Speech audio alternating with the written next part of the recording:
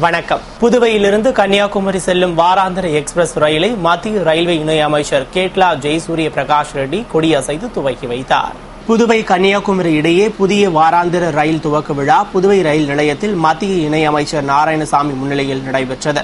தெற்கு ரயில்வே கூடுதல் மேலாளர் நாராயணன் வரவேற்று பேசிய விழாவில் சிறப்பு விருந்தினராக மத்திய ரயில்வே துறை இணை அமைச்சர் கோட்லா ஜெயசூரிய பிரகாஷ் ரெட்டி கலந்து கொண்டு கொடியசைத்து ரயிலை துவக்கி வைத்து பேசுகையில், சென்னையிலிருந்து மகாபலிபுரம் புதுவை வழியாக கடலூருக்கு புதியதாக ரயில் வழிப்பாதை அமைக்க நடவடிக்கை எடுக்கப்பட்டு வருவதாகவும், இந்த வழித்தடத்திற்கான பணிகள் நிறைவு பெற்ற பின்னரே புதுவையில் புதிய ரயில் நிலையம் எங்கு அமையும் என்பது தெரியவரும் என்றார். மேலும் புதுவை ரயில் நிலையத்தில் குடிநீர், கழிப்பிடம் உள்ளிட்ட அடிப்படை வசதிகளை ஏற்படுத்துவதற்காக 60 லட்சம் ரூபாய் ஒதுக்கப்பட்டுள்ளது. மேலும் மங்களூரிலிருந்து திருச்சி வரை செல்லும் ரயிலும் புதுவை வரை நீட்டிக்கப்படும். இது தவிர புதுவையிலிருந்து திருப்பதிக்கு அதிவேக ரயில் விடப்படும். இன்னும் 3 மாதத்தில் இந்த ரயில் சேவை துவங்கும் என்று பேசினார்.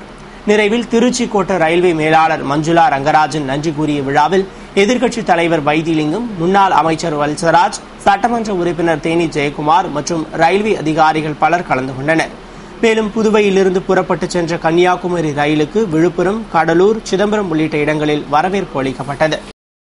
புதுவையில் ஏழைகள் கூட அதிக கட்டணம் கொடுத்து தனியார் பள்ளிகளில் குழந்தைகளை சேர்க்கின்றனர் என்று பள்ளி கல்வி இயக்ககம் சார்பில் நடைபெற்ற மாணவர் நாள் விழாவில் முதல்வர் ரங்கசாமி தெரிவித்துள்ளார். புதுவை அரசின் பள்ளி கல்வி இயக்ககம் சார்பில் மாணவர் நாள் விழா லாஸ்பேட்டை வள்ளலார் அரசு பெண்கள் மேல்நிலைப்பள்ளி வளாகத்தில் நடைபெற்றது.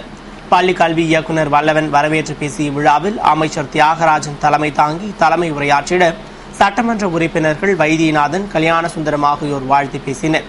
விழாவில் சிறப்பு விருந்தினராக முதல்வர் ரங்கசாமி கலந்து கொண்டு காமராஜர் பிறந்தநாள் விழா போட்டிகளில் வெற்றி பெற்ற மாணவர்களுக்கு பரிசுகள் வழங்கி பேசுகையில், புதுவையில் ஆரம்ப கல்வி மட்டுமின்றி மருத்துவம், பொறியியல் கல்வியும் எப்போதும் எல்லோருக்கும் கிடைக்க வேண்டும் என்றுதான் அரசின் எண்ணம் என்றும், மேலும் பள்ளிகளில் மதியம் வழங்கப்படும் பாலை பிள்ளைகள் சரிவர குடிப்பதில்லை என்பதால் தான் ரொட்டிப்பால் திட்டம் நிறுத்தப்பட்டது. மற்றபடி நிதி நெருக்கடியால் திட்டம் நிறுத்தவில்லை என்றார். சென்டாக் மாணவர்களுக்கு ஒதுக்கப்பட்டுள்ள நிதி இன்னும் 2-3 நாட்களில் அந்தந்த கல்லூரிகளுக்கு அனுப்பப்பட உள்ளதாக தெரிவித்த அவர், இது மட்டுமின்றி மாணவர்களுக்கான எல்லா திட்டங்களையும் அரசு நிச்சயம் செம்மையாக செயல்படுத்தும் என்று தெரிவித்தார். மேலும் அரசு திட்டங்கள் அனைத்தும் ஏழைகளுக்கு உதவ வேண்டும் என்பதற்காகத்தான். ஆனால் அரசு பள்ளிகளில் திறமையான ஆசிரியர்கள், வசதிகள் இருந்தும் ஏழைகள் கூட தனியார் பள்ளிகளில் அதிக கட்டணம் கொடுத்து பிள்ளைகளை சேர்க்கின்றனர். சாதாரண ஏழைகள் கூட அரசு பள்ளிகளில் தங்கள் பிள்ளைகளை சேர்க்க தயங்கினால் எப்படி ஆசிரியர் பணியிடங்களை நிரப்ப முடியும் என்றார். ஆகையால் தான் அரசு பள்ளிகளில் CBSE பாடத்திட்டத்தை கொண்டுவர உள்ளதாகவும் அவர் கூறினார்.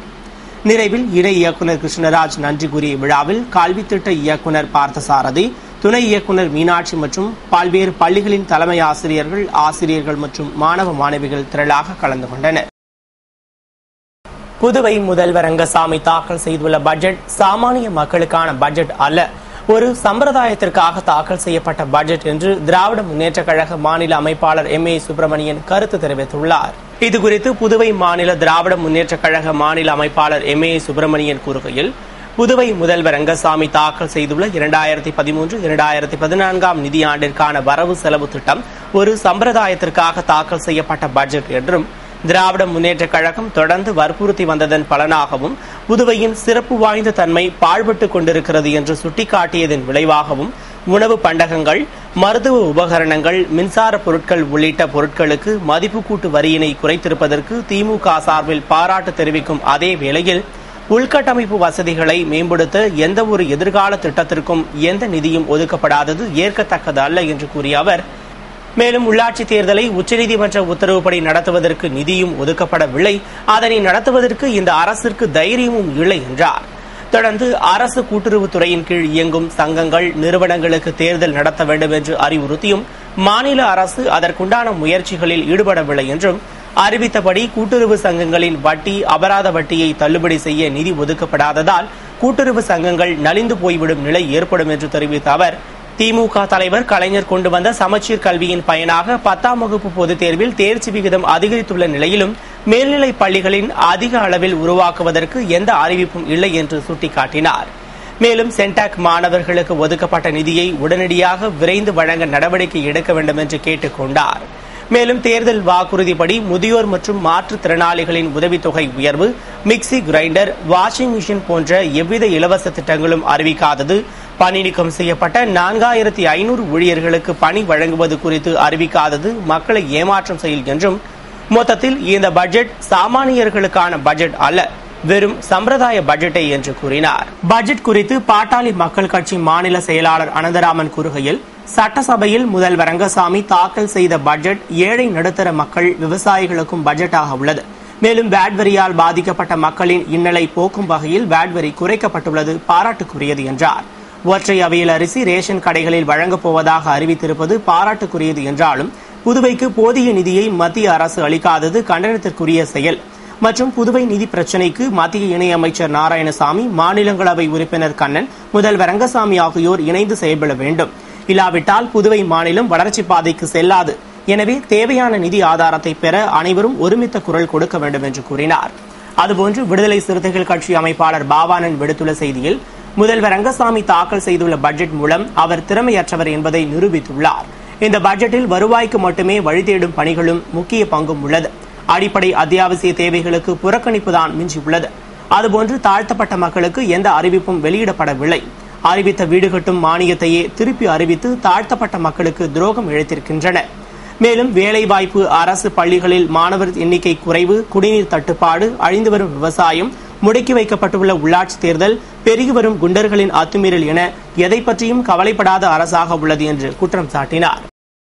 புதுவையில் 400 கோடி ரூபாய் செலவில் நவீன வசதியுடன் புதிய ரயில் நிலையம் அமைக்கப்பட உள்ளதாக மத்திய இணையமைச்சர் நாராயணசாமி தெரிவித்துள்ளார். புதுவை கன்னியாகுமரி ரயில் சேவை துவக்க விழாவில் மத்திய இணையமைச்சர் நாராயணசாமி பேசுகையில், கடந்த காலங்களில் புதுவை ரயில் நிலையத்திலிருந்து 2 ரயில்கள் மட்டுமே இயக்கப்பட்டு வந்த நிலையை மாற்றி புதிய ரயில் சேவைகள் மூலம் தற்போது நாட்டில் உள்ள அனைத்து முக்கிய நகரங்களையும் இணைத்துள்ளதாகவும், இதன் மூலம் வாக்குறுதி அளித்தபடி 85% சேவைகளை நிறைவேற்றி கொடுத்துள்ளதாகவும், ஆனால் சிலரின் வாக்குறுதிகள் தேர்தல் அறிக்கையாகவே மட்டும் உள்ளது என்று தெரிவித்தார். மேலும் இந்த ரயில் சேவையை வாரத்தில் 3 நாட்கள் இயக்க மத்திய ரயில்வே இணையமைச்சர் நடவடிக்கை எடுக்க வேண்டும். அதுபோன்று புதுவை மக்களும் இந்த ரயிலை அதிகமாக பயன்படுத்த வேண்டும் என்றார். மக்களுக்கு குறைந்த கட்டணத்தில் பயணிக்க வேண்டும் என்றால் அது ரயில் சேவையாக மட்டுமே முடியும். மேலும் ரயில் சேவை மூலம் லட்சக்கணக்கான மக்கள் தினமும் பயனடைந்து வருவதற்கு காங்கிரஸ் அரசுதான் காரணம் என்று கூறிய அவர், மேலும் புதுவை மட்டுமின்றி காரைக்காலில் இருந்தும் கடந்த 6 மாதங்களில் ஏராளமான புதிய ரயிலை இயக்கியுள்ளதாகவும், அது மட்டுமின்றி புதுவை ரயில் நிலையத்தில் 2 மற்றும் 3வது நடைமேடைகளுக்கு முதியோர் எளிதில் செல்ல எஸ்கலேட்டர் வசதி செய்து கொடுக்கப்பட உள்ளது மற்றும் சென்னையிலிருந்து கடலூருக்கு ரயில் வழித்தடம் அமைக்க ஆர்ஜித பணிகள் நடந்து வருகிறது. அதுபோன்று தற்போதுள்ள ரயில் நிலையத்திலிருந்து 1.5 கிலோமீட்டர் தொலைவில் புதிய ரயில் நிலையம் அமைக்கப்பட உள்ளது. மேலும் 400 கோடி ரூபாய் செலவில் நவீன வசதியுடன் ரயில் நிலையம் உருவாக உள்ளது என்று பேசினார். புதுவை வில்லியனூரில் போக்குவரத்தை சீரமைக்கும் வகையில் மக்களிடையே விழிப்புணர்வை ஏற்படுத்தும் பணியில் போக்குவரத்து போலீசார் ஈடுபட்டனர். புதுவை போக்குவரத்து எஸ்பி குணசேகரன் உத்தரவுப்படி போக்குவரத்து தெற்கு ஆய்வாளர் ராஜசங்கர் வல்லாட் தலைமையில் போக்குவரத்து போலீசார் மக்களிடையே போக்குவரத்து விழிப்புணர்வை ஏற்படுத்தும் பணியில் ஈடுபட்டனர். அதன்படி வில்லியனூர் 4 மாட வீதியிலும் சிக்னலில் இருந்து 15 அடி தூரத்திற்கு வாகனங்களை நிறுத்தக்கூடாது என்றும், வாகனங்களை நிறுத்த வரையப்பட்ட கோட்டிற்குள் வாகனங்களை நிறுத்த வேண்டும் மற்றும் நோ பார்க்கிங் பகுதியில் வாகனங்களை நிறுத்தக்கூடாது என்றும் மக்களுக்கு அறிவுறுத்தினர். மேலும் இதுகுறித்த விழிப்புணர்வை மக்களிடையே ஏற்படுத்தும் வண்ணம் மக்களுக்கு பயிற்சி அளித்து போக்குவரத்தை சீரமைக்க போக்குவரத்து விதிகளை கடைபிடிக்குமாறு வேண்டுகோள் விடுத்தனர். ஜம்மு காஷ்மீர் மாநில அமர்நாத் கோவிலில் உருவாகிய பனிலிங்கம் 1 மாதத்திற்கு முன்பாகவே கரைந்து விட்டதால் பக்தர்கள் கவலையில் ஆழ்ந்துள்ளனர்.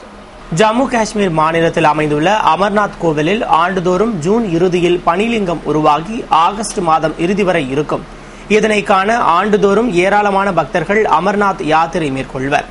அதன்படி இந்த ஆண்டும் அமர்நாத் பனிலிங்கத்தை காண ஏராளமானோர் பதிவு செய்துள்ளனர். ஆனால் இந்த ஆண்டு ஜூன் 28ஆம் தேதி உருவாகிய பனிலிங்கம் ஆகஸ்ட் இறுதி வரை இருக்கும் என்று எதிர்பார்க்கப்பட்ட நிலையில் கடந்த 2 நாட்களுக்கு முன்பு கரைய துவங்கி முழுமையாக கரைந்துவிட்டது என்று தகவல்கள் வெளியாகியுள்ளன. மேலும் ஆண்டுதோறும் 10 அடி உயரத்தில் தானாகவே உருவாகும் லிங்கம் இந்த ஆண்டு 8 அடியில் தோன்றியதாக கூறப்படுகிறது. இதனால் முன்பதிவு செய்து காத்திருக்கும் பக்தர்கள் ஏராளமானோர் கவலையில் ஆழ்ந்துள்ளனர். புதுவை விவசாய தொழிலாளர்கள் கோரிக்கைகளை வலியுறுத்தி வில்லியனூர் துணை மாவட்ட ஆட்சியர் அலுவலகம் முன்பு போராட்டத்தில் ஈடுபட்டனர். விவசாய தொழிலாளர்களுக்கென்று தனி ஓய்வூதிய சட்டம் நிறைவேற்றிட வேண்டும், விவசாய தொழிலாளர் நலச்சங்கத்தை செயல்படுத்திட வேண்டும், நில சீர்திருத்த சட்டத்தை அமலாக்கிட வேண்டும், நிலமில்லாத ஏழைகளுக்கு நிலம் வழங்கிட வேண்டும், விவசாய தொழிலாளர்களுக்கென்று ஒருங்கிணைந்த மத்திய சட்டத்தை தாமதமின்றி நிறைவேற்றிட வேண்டும் உள்ளிட்ட கோரிக்கைகளை வலியுறுத்தி புதுவை விவசாய தொழிலாளர் சங்கத்தினர் வில்லியனூர் துணை மாவட்ட ஆட்சியர் அலுவலகம் முன்பு சங்க பொதுச் செயலாளர் பாலகிருஷ்ணன், துணைத் தலைவர் ராஜலட்சுமி ஆகியோர் தலைமையில் நிர்வாகிகள் முன்னிலையில் கண்டன ஆர்ப்பாட்டத்தில் ஈடுபட்டனர். போராட்டத்தில் விவசாய தொழிலாளர்கள் ஏராளமானோர் பங்கேற்று கோரிக்கைகளை வலியுறுத்தி கோஷமிட்டனர். இதுபோன்று பாகூர், கரிக்கலாம்பாக்கம், அரியாங்குப்பம், திருக்கனூர் ஆகிய பகுதிகளிலும் போராட்டத்தில் ஈடுபட்டனர்.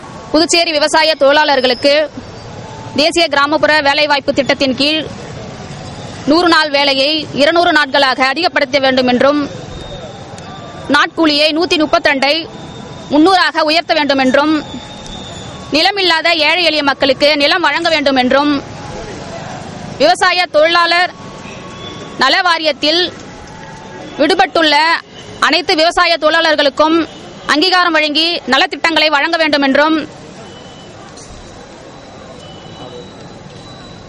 அவர்களுக்கு பாதுகாப்பு சட்டத்தை கொண்டு வர வேண்டும் என்றும், ஓய்வூதியம் 3000 வழங்க வேண்டும் என்றும், அவருடைய வயது வரம்பு 55 குறைக்க வேண்டும் என்றும் இந்த ஆர்ப்பாட்டம் நடத்தி கொண்டிருக்கிறோம். புதுவை கொம்பாக்கம் ஸ்ரீ வெங்கடாஜலபதி திருக்கோவிலில் நடைபெற்ற ஸ்ரீ மகா சுதர்சன ஹோம பூஜையில் திரளான பக்தர்கள் பங்கேற்று வழிபட்டனர். புதுவை கொம்பாக்கம் ஸ்ரீ செங்கழநீர் அம்மன் ஆலயத்தைச் சேர்ந்த ஸ்ரீ வெங்கடாஜலபதி திருக்கோவிலில் 1ஆம் ஆண்டு ஸ்ரீ சுதர்சன ஜெயந்தி மகோற்சவம் நடைபெற்றது. இதனை முன்னிட்டு ஸ்ரீ சுதர்சனருக்கு சிறப்பு திருமஞ்சனமும், தொடர்ந்து கலச ஸ்தாபன பூஜை, ஸ்ரீ மகா சுதர்சன ஹோமம், பூர்ணாகுதி, தீபாராதனை நடைபெற்றது. தொடர்ந்து விழாவில் பங்கேற்ற பக்தர்களுக்கு பிரசாதம் விநியோகிக்கப்பட்டது. விழாவிற்கான ஏற்பாடுகளை அறங்காவல் குழுவினர், விழா குழுவினர் மற்றும் ஊர் பொதுமக்கள் செய்திருந்தனர். விழாவில் திரளான பக்தர்கள் கலந்து கொண்டு வழிபாடு செய்து ஸ்ரீ சுதர்சனரின் திருவருளை பெற்றனர். இத்துடன் செய்திகள் நிறைவடைந்தன. வணக்கம்.